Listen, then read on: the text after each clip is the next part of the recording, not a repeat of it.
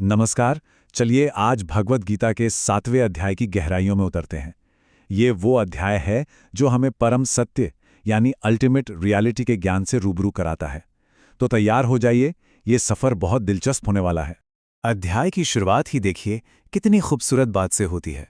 कृष्ण कहते हैं कि ये पूरा ब्रह्मांड, इसमें मौजूद हर एक चीज़, हर एक जीव, सब के सब एक ही धागे में पिरोए हुए मोतियों की तरह हैं। जरा सोचिए, सब कुछ एक दूसरे से जुड़ा हुआ है। लेकिन यहीं पर एक सवाल उठता है ना, कि अगर हम सब एक ही धागे का हिस्सा हैं, तो फिर ये अलगाव की भावना क्यों है? ये अकेलापन, ये मैं और तुम का भाव कहाँ से आता है? खैर, गीता का 7वां अध्याय हमें इसी सवाल का जवाब देता है। तो इस अलगाव को समझने के लिए हमें पहले ये समझना होगा कि ये दुनिया, ये अस्तित्व आखिर बना कैसे है। भगवान कृष्ण यहाँ पर कह सकते हैं कि एक तरह से कॉस्मिक ब्लूप्रिंट हमारे सामने रखते हैं। वो अपनी दो प्रकृतियों के बारे में बताते हैं जिनसे सब कुछ बना है। तो देखिए, कृष्ण कहते हैं कि वास्तविकता के दो पहलू हैं।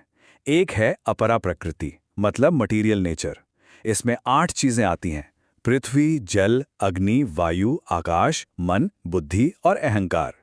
ये वो दुनिया है जिसे हम छू सकते हैं, देख सकते हैं। और दूसरी तरफ है परा प्रकृति, यानी स्पिरिचुअल एनर्जी। ये वो जीवन शक्ति है, वो चेतना है जो इस पूरी भौतिक दुनिया को जिंदा रखती है। एक मिट जाने वाली है, दूसरी हमेशा रहने वाली। और हाँ, ये कोई बाद में की गई व्याख्या नहीं है। गीता के मूल श्लोक में ही कृष्ण साफ साफ कहते हैं कि ये पूरा संसार इन्हीं दो प्रकृतियों से बना है और वो खुद इन दोनों के भी स्रोत हैं। अच्छा, तो सवाल ये उठता है कि अगर वो परा प्रकृति, वो आध्यात्मिक ऊर्जा ही सब कुछ चला रही है, तो हमें वो नजर क्यों नहीं आती? हम क्यों सिर्फ इस शरीर को, इस भौतिक दुनिया को ही सच मानकर चलते हैं? इसका जवाब है माया।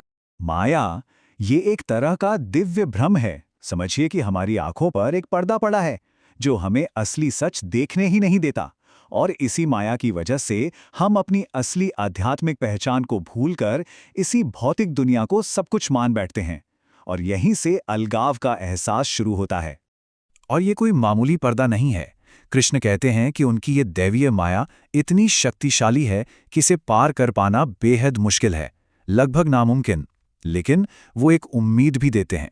वो कहते हैं कि जो पूरी तरह से मेरी शरण में आ जाते हैं, वो इस माया के पार निकल जाते हैं। तो फिर ये रास्ता क्या है? इस माया को पार करके परमात्मा तक पहुंचने का तरीका क्या है? कृष्ण बताते हैं कि देखो, अलग अलग तरह के लोग अलग अलग वजहों से उनकी तरफ आते हैं और वो भक्तों को 4 श्रेणियों में बांटते हैं। जी हाँ, कुल 4 तरह के लोग हैं जो भगवान की भक्ति करते हैं, उनकी ओर आते हैं। चलिए देखते हैं कि ये 4 कौन हैं और इनके दिल में क्या इच्छाएं होती हैं। तो ये 4 श्रेणियां हैं।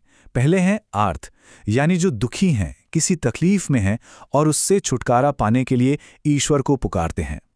दूसरे हैं अर्थार्थी, जिन्हें धन, दौलत, सफलता, ऐसी चीजें चाहिए। तीसरे हैं जिज्ञासु, जिनके मन में सच को जानने की, इस रहस्य को समझने की गहरी इच्छा है। और आखिर में आते हैं ज्ञानी, जो परम सत्य को जान चुके हैं और वो सिर्फ और सिर्फ प्रेम के लिए भक्ति करते हैं। कृष्ण कहते हैं कि हैं तो ये चारों ही अच्छे, लेकिन इन सब में उन्हें ज्ञानी सबसे ज्यादा प्यारा है। क्यों?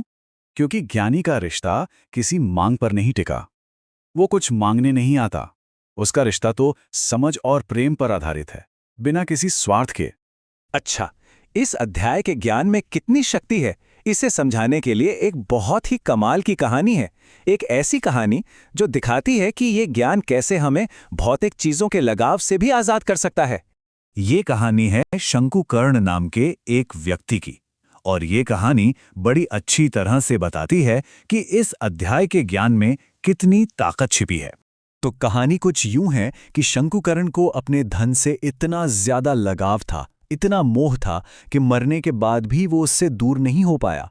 और नतीजा, उसे अपने ही खजाने की रक्षा करने वाले एक सांप के रूप में जन्म लेना पड़ा। जब उसके बेटों को ये बात पता चली तो उन्होंने अपने पिता की मुक्ति के लिए गीता के 7वें अध्याय का पाठ किया।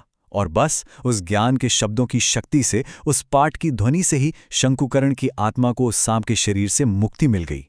तो इस कहानी का सार क्या है? ये हमें सिखाती है कि परम सत्य का ज्ञान, यानी ये समझ कि हम ये शरीर नहीं बल्कि वो अविनाशी आत्मा है, वो इतना शक्तिशाली है कि ये हमें लगाव और मोह के गहरे से गहरे बंधनों से भी आज़ाद कर सकता है। और अंत में ये कहानी हमें एक सवाल के साथ छोड़ जाती है। शंकुकर्ण तो धन के भ्रम में फंसा था। हम आज किन भ्रमों में जकड़े हुए हैं?